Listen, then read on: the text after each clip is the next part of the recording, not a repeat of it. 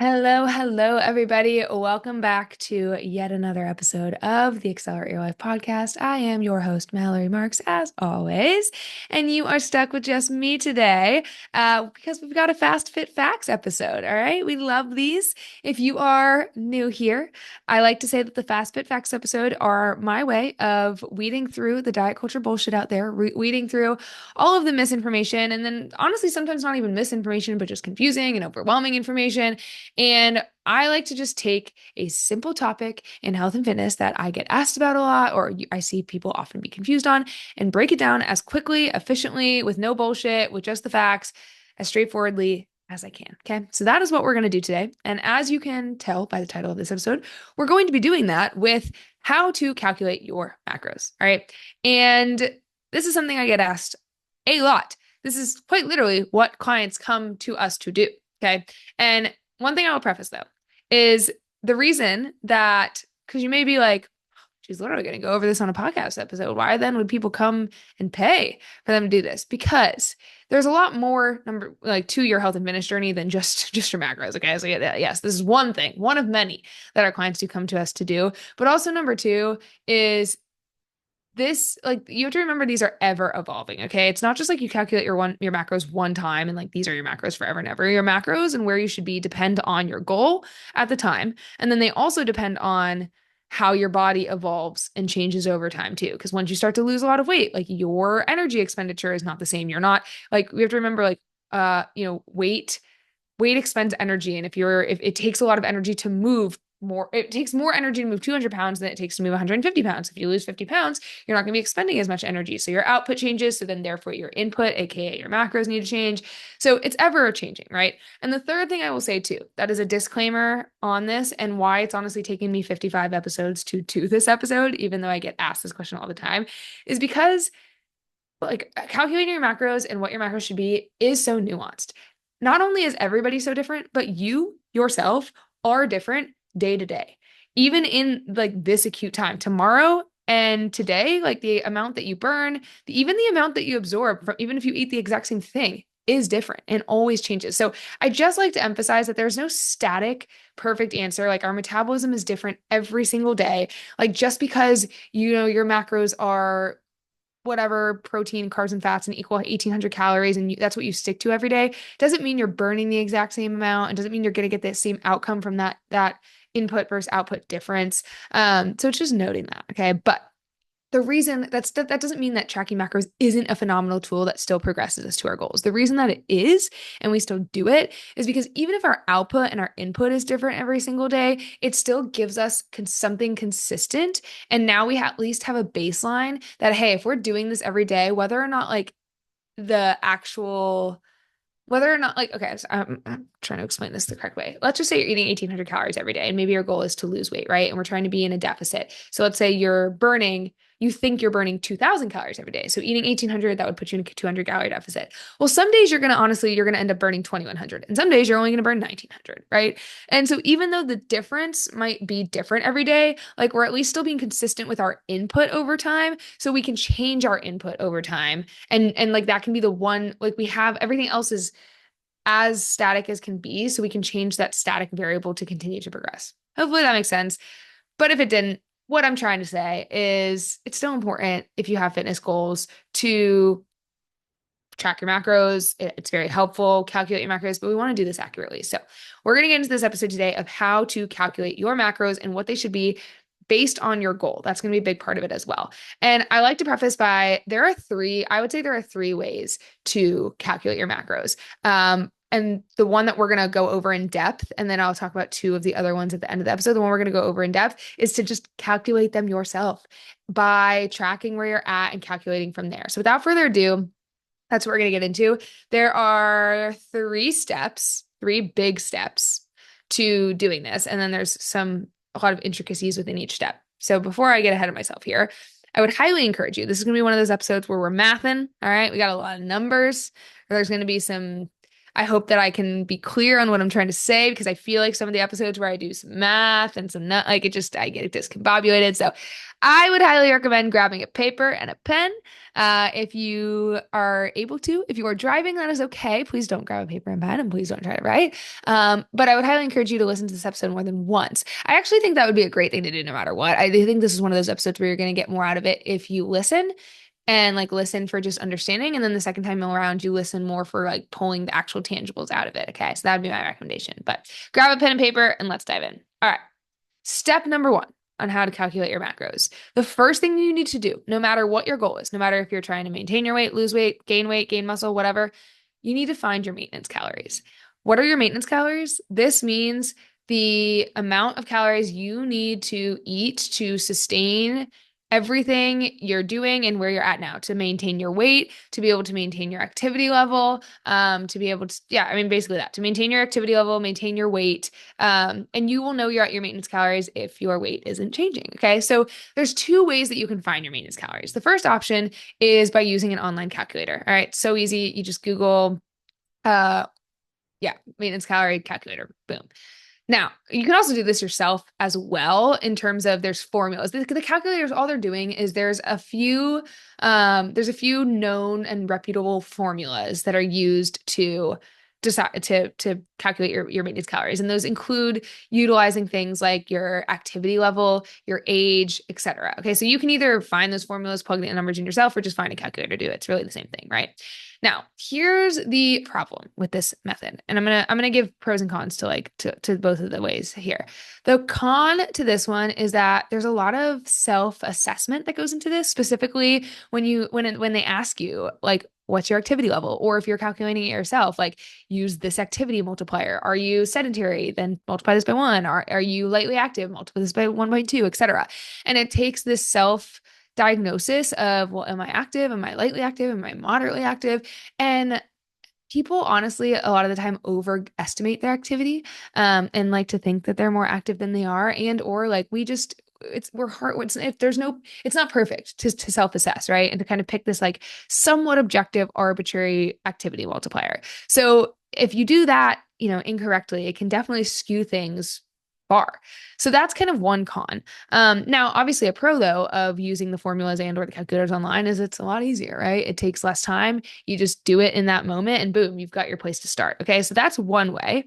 And then, but you don't really know if it's right unless you were to then follow it for a few days and see, okay, well, here I got this number from a calculator. Did I end up gaining weight as I followed this? Did I lose weight as I followed this? Did I stay the same? And obviously, if you stayed the same, boom, you found it. Now, if you follow that for a few days and you gain weight, then like now you're gonna have to drop it down a little bit and now take a few days. Okay, am I still gaining weight? Am I still losing weight? Or did I find the right spot, etc. So if you want to start with the calculator, you still can like then start there and then use that, take a few days to make sure that it's correct. But that's still then what the pro was, as far as you get the answer right then and there and boom, you're ready to go, now becomes a con because it's taking even longer, right? So alternative option B for how to find your maintenance calories is just start tracking what you're eating in a day right now. Keep doing the same thing that you've been doing and just log it into an app and see how many calories it adds up to. Do this for like a week and see over the week, did you maintain your weight? Like, which you likely did, especially if you've been eating the same way you have been, unless your problem is that you've been gaining weight over time. But see, did you gain weight? Did you lose weight? Or did you maintain it? Obviously, if you maintained it, boom. All right, you found your maintenance calories. So that's going to be a lot more of like the con here is that it's going to take longer out of the gate, right? Because you do need to track for a week to see, a week or more. But the pro is it's typically going to be a lot more accurate because you're literally inputting what you have been doing and likely you've been maintaining your weight, right? But you would, if you're not maintaining, like you would do this again until you maintain. So honestly, neither answer is really wrong or right. And if you want to be extremely accurate and make sure that you start the rest of this process and setting your macros correctly, like setting your macros correctly, if you want to make sure you do it right with either of these options of finding your maintenance calories to start, I would still recommend getting the starting answer and then tracking for a few days and seeing, did you go up or down on that, and adjusting accordingly until you find that point where after a week of being at that point, like your weight has not really moved. Okay. So this could take a little bit of time, but that is step one, is that you have to find your maintenance calories in order to go through the rest of the process of tracking your macros, or sorry, not tracking, calculating your macros. Okay. Boom. So let's say step one, all good and done. We found our maintenance calories. Cool. Step number two is that you have to decide and figure out what is your goal now that you want to achieve body composition wise. Why are you trying to figure out your macros? Are you wanting to maintain your weight? Which I know some people might be like, why would that be my goal? There's so many reasons that would be your goal. And I guess now that I say that, I should list off some. But number one, you might just want to like make sure that you're not only like, it's not just about maintaining your weight, but then of the nutrition breakdown, like you're eating enough protein, you're eating, enough healthy carbs, enough healthy fat. So it's less about trying to change your body composition, but more about just making sure that the nutrients of what you're eating is correct. So that's why some people might have a goal of maintaining or not even really changing their body comp, but want to make sure that they're eating the right stuff macronutriently. Also too, like you might want to maintain your weight, but still work on changing your body composition. So like building muscle and losing fat at the same time. Difficult to do, but if you're focusing on macros for the first time, it can be possible. So yeah, those are some reasons you might want to maintain. But anyway, that's one potential goal. Another potential goal is you want to lose fat or lose weight. And then another potential goal is you want to build muscle. Okay. These are three different goals. Because the reason being, like, maintain, you're probably not going to change anything about your calorie amount. You might change the macros, which is obviously what we're trying to do, but calories stay the same. Lose fat. Okay. We need to go into a calorie deficit. Build muscle. Okay. We need to go into a calorie surplus. So this is why you need to figure out what your goal is, because that's going to then affect how many calories we're eating, which affects then the amount of macros we have of each, like protein, carbs, and fats that make up those calories. Okay. So if you decide that your goal is to maintain, you get to just skip to step three. Okay. You're going to take the calories that you already found in your maintenance calories, and we're going to figure out what your macros are within that. So if you're a maintain person, you can either fast forward 60 seconds, probably more than 60 seconds. Let's be honest, I talk a lot, or just hang tight. And I think it's beneficial to learn the rest of this too. If you decide your goal is to lose fat, we need to be in about a 250 to 500 calorie deficit in order to do this. So what you're going to do is you're going to take those maintenance calories that you found in step one, and you're going to subtract anywhere from 250 to 500 calories from that. And that is going to be the calorie amount that we are going to be trying to hit, and your macros make up. Pause. I'm having a little brain fart because I'm going to be honest, I started recording this episode and then I kind of was like, all right, I'm not making sense. And I restarted it. And now I can't remember if I talked about going back to the Macros 101 podcast episode from episode 8. If I did, great, I'm repeating myself and you really should go do it. If I didn't, go back if you're confused at all right now too with like what macros are and what I mean by taking the calories and then fitting your macros into it. Go back to the second Fast Fit Facts episode we ever did. It's episode 8, Macros 101. That'll be helpful. But in a nutshell, like remember that macros like are what make up calories. So like 1 gram of protein equals 4 calories. So that's why we're figuring out your calories first. And then we're going to figure out like the proportion of the macros that like make up those calories. Hopefully that makes sense. But anyway, back to the deciding your goal. So, if your goal is to lose fat, you're going to subtract 250 to 500 calories from the maintenance calories you found in step 1. Now you might now be asking like, well, okay, Mallory, well, do I do 250 or 500? Okay, it kind of depends. And this is where it's semi up to you. If you're somebody who really likes food and like is going to have a hard time doing a bigger calorie deficit, go slower, do only 250, but also recognize it's going to take a little bit more time to reach your goal. There's nothing wrong with that. I actually like to skew on a little bit of a smaller deficit because it's usually more enjoyable. And also too, like we don't really downregulate and plateau as fast. And yeah, it might mean that it takes a little bit longer, but like we also usually preserve a little bit more muscle because we're not in as much of a deficit. Again, it's more enjoyable, it's more sustainable. So yeah, that's kind of what the lower side would look like. But if you're someone who you're like, okay, I honestly want to get to my goal a little bit faster, I definitely, maybe you're at a really good maintenance calories, like you maintain your weight on a high amount of calories and you have room to drop 500 calories and it doesn't feel like it's going to be a big drop. Hell yeah, drop 500 calories. It's this, there's no right or wrong. Like it's kind of up to you, but 250, 500 is typically a good range where we're seeing where it's enough to lose weight, but it's also not extreme. And for context, a 250 calorie deficit per day, That is about, I think, a half a pound of fat loss per week. And then 500 calories, I want to say, actually, I might be wrong. Sorry, 250 might be a pound, and then 500 is 2 pounds a week. So that also gives you a little bit of a perspective of 250 calories deficit a day. If you stick with that 7 days a week, you're going to lose about a pound a week. And then 500 would be 2 pounds. So that gives you context. But that's, if you lose fat, all right, if that's your goal, decide how much you want to drop it from your maintenance calories, circle that number. You're going to take that number to step 3 as far as what your calories are now that we're going to set your macros off of. All right. If you can skip to step 3, you can fast forward 60 seconds here. We still got to talk about the build muscle people. All right. If your goal is to build muscle, we need to be in a slight calorie surplus, right? Because we need those extra calories to go towards building lean muscle. So, and typically a good spot, we need to increase your maintenance calories by about 10 to 20%. All right. So let's use an example. If you found that your maintenance calories are 2,000, we need to increase your calories to 10% would be 200, so 2,200. 20% would be 400, so 2,400. So anywhere between 2,200 to 2,400. Obviously, take your maintenance calories, times that by 0.10 to 0.1 to 0.2, and that's what you're increasing your maintenance calories by. All right. Now, again, you might ask, just like the loose fat people, well, Mallory, do I do 10%? Do I do 20%? Like, how do I know where I fall? Factors to consider. It's up to you. There's no right or wrong, but factors to consider. Number 1, how long do you want this to take? If you do 10% and you skew on the lower side, it's going to take longer. But maybe you're okay with that because maybe you're somebody who has struggled with your relationship with food in the past and you're really afraid of eating more and gaining weight. Then probably going slower is going to be best for you mentally. It's going to take longer, and it might be longer therefore until we get to the cut phase and we get to the lose fat phase.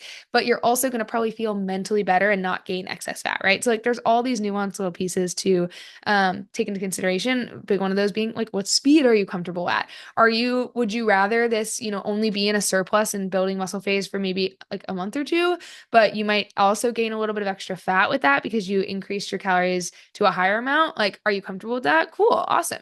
So it's kind of taking those nuances into consideration. And the last one to really take into consideration here is how high is your output or activity? If you are somebody who's very active and you're working out a lot, plus you have an active job, and like you're probably somebody who needs to skew on the higher end. Because if we don't do enough, then it has to be enough of a threshold over maintenance where the body really is like, okay, I've got these extra calories to go towards building muscle. So, but you can always start lower and then add more. Like if you find you do 10% for a few weeks and the scale's not really going up, then add a little bit more, right? So anyway, all of that to say, if you're a build muscle person, we need to add 10 to 20% of your maintenance calories to your maintenance calories. So basically you're doing like 110 or 120% of your maintenance calories for the total that we're about to set your macros off of. So to wrap that up, no matter what spot, if you're a maintenance person, we're taking the maintenance calories you found in step 1 and we're bringing them to step 3.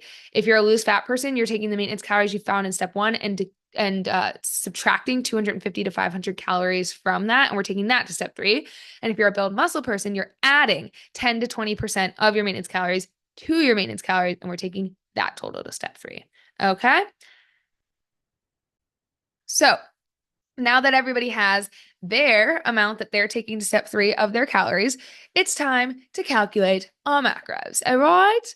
Now, to make things even better and longer, we've got 2 options. I just wanted to go through these 2 options because they're similar, but I think option 2 gives you an extra little like knowledge boost. Okay. So I wanted to include both, but we'll start with the easy one. 2 options as far as setting your macros. The first one is to just do a straight percentage based set. Okay. And this is really popular. A lot of you guys might be familiar with this because maybe you've had personal trainers in the past or like coaches in the past who have said like, do 40% carb, 30% fat, 30% protein. What they're saying is like of the calorie goal that you have, now 40% of those calories should come from carbs, 30% of those calories should come from protein, and 30% of these calories should come from fat. Okay. I think this is a pretty good ratio, honestly, for being generic and being an across the board, like everybody's applying this to themselves if they're doing the percentage one. I think it's good enough. I think it could be better, which is where you have to set things individually, which we'll talk about in the next option here. But if you want to do this the easiest way, this is a pretty good breakdown. Okay. So how you would do this is, again, so those numbers are 40% of your calories come from carbs, 30% protein, 30% fat. So one thing we have to now know here to set the actual grams, because this is where I think a lot of trainers and stuff stop. Like I've had people on consult calls be like, I was just eating 40% carb, but they don't really understand like how many grams that is. So it's like you're not really getting a feel for portions and that kind of thing. But so we want to set the actual grams. So you have to know and understand how many calories are in each gram of each macro. So we'll break that down quick. If you're, again, this would be back in the macros 101, but we're going to break it down here too. I got you. 1 gram of carbs has 4 calories. 1 gram of protein has 4 calories, and 1 gram of fat has 9 calories, is the densest one. So now with that knowledge, we would take, let's do the carbs first. 40% of our calories coming from carbs. So you would take that calorie goal that we found in step number 2. So maybe it's your maintenance, maybe it's 500 calories below your maintenance, maybe it's 20% above your maintenance, whatever your thing was. And you're going to take 40% of that number. I think what would be best for me is to probably use a fake example, do you guys think? And show you. So let's just say for sake, my goal was maintenance. 2,000 calories is my maintenance. So I would take 40% of 2,000. Okay. That's 800 calories. I hope this isn't confusing because maybe your goal is lose fat. Whatever. Okay, maybe I shouldn't use a specific example. Whatever your number that we got out of step 2 is, take 40% of that, and you're going to get an amount of calories. Now we need to figure that out in grams. We're doing carbs first. There's 1 gram or 4 calories in a gram of carbs. So you would divide that number by 4, and that is the amount of grams of carbs that you're going to have. So to go back to my example, if I decided my goal is maintenance, my maintenance calories are 2,000, so I'm staying at 2,000. 40% of 2,000 is 800 calories. And then I divide that by 4. That's 200 grams of carbs. Boom. Beautiful. There's my carb set. Okay. Let's do protein next. 30% of our total calories. That our total calorie goal. Again, if mine is 2,000, 30% of 2,000 is 600. And then there are 4 calories in 1 gram of protein. So I divide 600 by 4, 150. Beautiful. Great. All right. Got 200 carb I need to hit, 150 protein. And then now we need fats. So I would take, again, 30% of, because 30%, we want 30% of our calories to be from fat. So 30% of that 2,000, that equals 600. And then remember, there's 9 calories in a gram of fat. So we would divide that 600 by 9. And that gives me about 66, 67 grams of fat. So boom, beautiful. That means I'm at 67 grams of fat, 200 grams carbs, 150 grams protein. Lovely. So that's essentially number 1 is just do a percentage base, 40, 30, 30, figure it out from there. Option number 2 is, and this is really the same-ish thing, but it just takes things to a little bit more of a customized level, depending on going back to what your goal was that we set in 2, as far as like fat loss, build muscle, maintain. Okay. So in this option, setting each individually and doing really all the math yourself, is I would start by setting protein first. Because to me, no matter what our goal is, we're always going to want our protein to be about 1 gram per pound of body weight. Maybe a little bit more, but this really never changes. Whether your goal is to lose fat, maintain, build muscle, whatever, it doesn't matter. Like that's always really a good goal. So set this first, because we can do this without knowing even what your calorie goal needs to be. So if you're, and it's 1 gram per pound of body weight / lean body weight goal. So if you're somebody who's very overweight, I wouldn't take the weight you're at now. I'd take the weight that you feel like is going to be your healthiest version to set this, but it's 1 gram per that. So whatever that weight is, boom, that's your protein goal. So like for me, it'd be around 130 grams of protein. Okay, great. So now I have that set, and this is kind of going to be backwards engineering the way, in opposing the way that we just did it. So we know that 130 grams is where we're going to be a protein. So now let's figure out about how much of our calories we should take away from that original goal that we have, like the calories that we brought, that we know we need to hit from step 2. So again, going back to my example of, let's say 2,000 calories is what I need to hit. And I just decided that my protein needs to be at 130. Well, how many calories is that? Again, we know 1 gram of protein has 4 calories. So 130 times 4 equals 520 calories. So we know 520 of my 2,000 calories are already going to protein. So I would subtract that 520 from 2,000, and I'm left with 1,480 calories. And so I know that of these 1,480 calories, they're going to be split some way between carbs and fats. And that's what we're going to need to figure out next. We're going to set the next one. And I would set carbs next, because carbs vary more so based on what your goal is. If your goal is to cut and to lose fat, our carbs are going to usually be lower. And the reason being, the reason the carbs are a big one that changes is because carbs are the one we don't need. We don't need to live, to survive. I'm not going to say to function optimally because they are really important for like brain health and brain function and energy, but we don't need them. Protein and fats we would die without. So that's why like carbs are the ones we can kind of take to the extreme and we bump them up when we're trying to like have more, have more energy and strength and build muscle, and we bump them down when we're trying to cut. So based on what your goal is, that we set in number 2, whether it's lose fat or build muscle, this is kind of going to depend on the percentage of carbs that we use. Typically a good range, I think, for carbs is anywhere from like 40 to 60% of your total calories. And like in the example 1 or option 1 I used for how to set your macros, remember it had 40% carb, which is definitely on the lower end. And the reason I like to do this way in option 2 is because if your goal is to build muscle, like we actually maybe would want to see more like 50 to 60% of your carbs or of your calories be carbs, because carbs are such an important part of energy output, your ability to hit PRs and therefore sending a better muscle building signal to your body. They're also really important for muscle protein synthesis. So if your goal is to build muscle, like I want to see higher carbs. And so this gives us the ability to skew that percentage up a little bit more. So if your goal is to build muscle, maybe we're going to go closer to 50 to 60%. Now, if your goal is to maintain, I'd probably stay around that like 50% of your calories from carbs. And then if your goal is to lose fat, you're probably closer to that 40% of calories from carbs. So it's kind of up to you of what percent you want to put right here. But just so I can go through with this example, and I'll just kind of continue with my maintenance one here, is let's say I want 50% of my calories from carbs. And I have 1,480 calories left that I'm working with here to try to set my carbs and fats. Okay. Well, I'm going to take 50% of that. Or sorry, incorrect. I'm going to take 50% of my 2,000 because it's 50% of your total calories, which is 1,000 calories. All right. So, we now know, so we were going to want 1,000 of my calories to be to carbs. And remember that a carbs is 1 gram. 1 gram of carbs is 4 calories per gram. So we're going to divide that 1,000 by 4. And that gives us 250 grams of carbs. So beautiful. All right. I know my protein's 130 because I set it to 1 gram per pound of my body weight. And then I now know my carbs are 250 grams of carbs because I wanted 50% of my total calories to go from carb to carbs. Now, we know that, again, that protein, 130 times 4 was 520 calories worth. And then that those carbs were 1,000 calories worth. So that's 1,520 calories that I've used so far out of my 2,000, which leaves me with 480 calories. These are the calories that are going to go to fats because anything left here is going towards fats. Okay. And then easy peasy, fats are 1 gram per pound sorry. I feel like this is why I'm not good at the math episodes. I feel like I discombobulate and send you guys off track, but the fats are 1 gram, 9 calories per 1 gram of fat. So you'll divide that 480 by 9. And that gives me 53 to 54 grams of fat. So beautiful.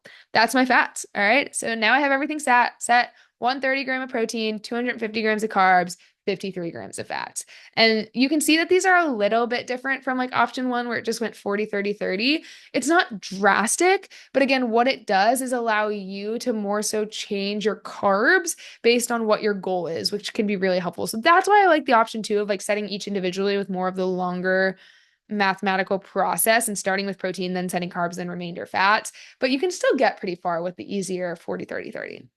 One caveat I do want to put here with specifically the second option is that with fats, I want to make sure that women know they should really never drop below like 50-ish grams of fats. You could maybe do 40 to 45 for a short period of time, but fats are really, really important to hormonal health. So if you find that you do all these calculations and your fat comes out at like 35, something like that, go back and decrease your carbs a little bit so that you have a little bit more room for fats. Okay. So that's just something, and that'll likely happen if you're doing this based off of a cut and you just cut the carbs too much. Okay. Or sorry, if you cut if you have the carbs too high for a cut and then your fats end up suffering, which we don't want.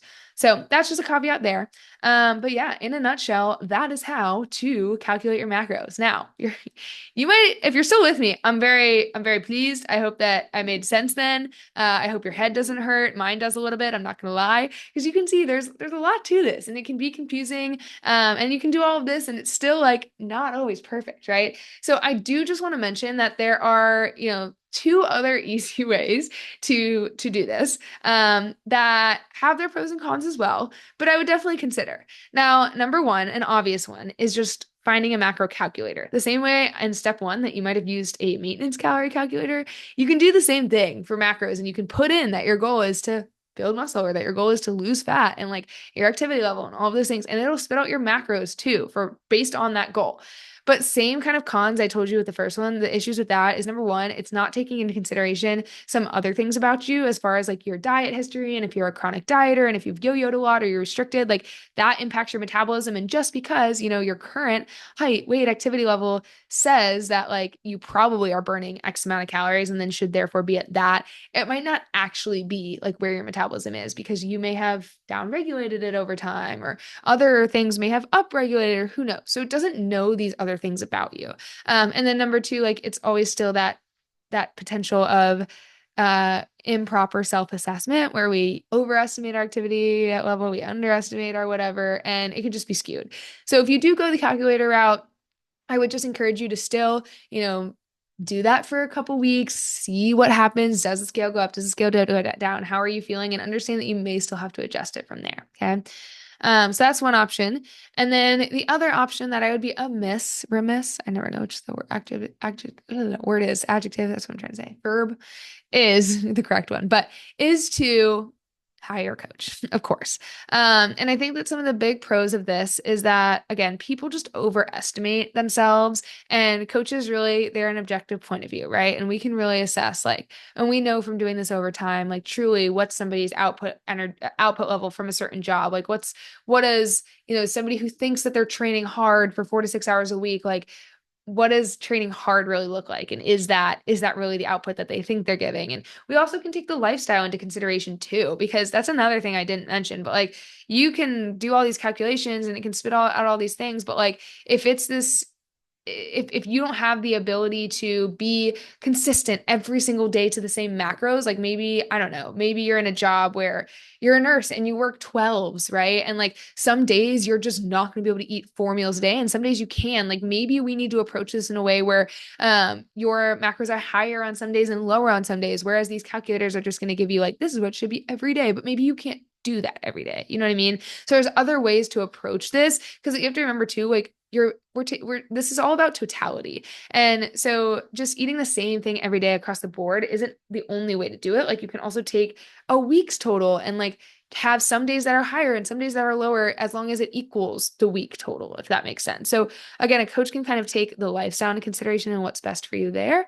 And then of course, there's the accountability and objectivity and the fact that you're never the same day in and day out. And so it's something that may work for a period of time, like it's not going to work forever. And so we can have kind of that higher level viewpoint of adjusting daily if we need to, weekly if we do need to, changing things as they go, etc. So a lot of pros for sure to having like actually an actual human come in and assess everything from a holistic point of view and make changes from there. But I think that this is hopefully a really good episode to if you're not even trying to set your macros, like understand kind of what's going on in the background and how these are working. So I think that was actually relatively quick and efficient given all the information in there. Hope it made sense. As always, DMs are open. If you guys do have any questions, please send those over.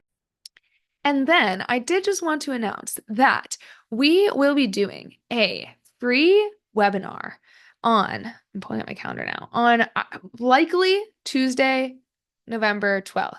Tentatively, it could be the 14th, Thursday instead, but likely Tuesday, November 12th. I don't have this is a very preemptive, premature announcement. I don't have anything set up yet. I don't even have a title for the webinar yet, but it is going to be focused. I know what it's going to be on. It's going to be basically like all the things we should have learned growing up about nutrition that we didn't. And me and Coach Megan, she likes to say, we were taught how to diet, but we were never taught how to eat. And we want this webinar to be how to eat. Okay. Just like the foundations of nutrition 101 for dummies, if you will, for us lifestyle peeps that really deserve to know how to fuel our bodies. That's what this is going to be. So I don't have like the sign up sheet and everything done yet. I'm hoping to do that before this podcast goes live. But no matter what, I'm going to have something in the show notes here to sign up, whether it be the actual sign up or just get your name on the list and I'll put you in the actual sign up once I get it. But if you would be interested in attending this, it's completely free, just a free masterclass, free webinar. That's going to be on, again, likely Tuesday, November 12th. And even if you don't know if you can make it, sign up because we'll send the slides out and a recording out after the fact if you aren't able to make it as well. So I would love to see you there. And I think that is it. So hope you guys have a great rest of your day and we'll see you on the flip. Bye.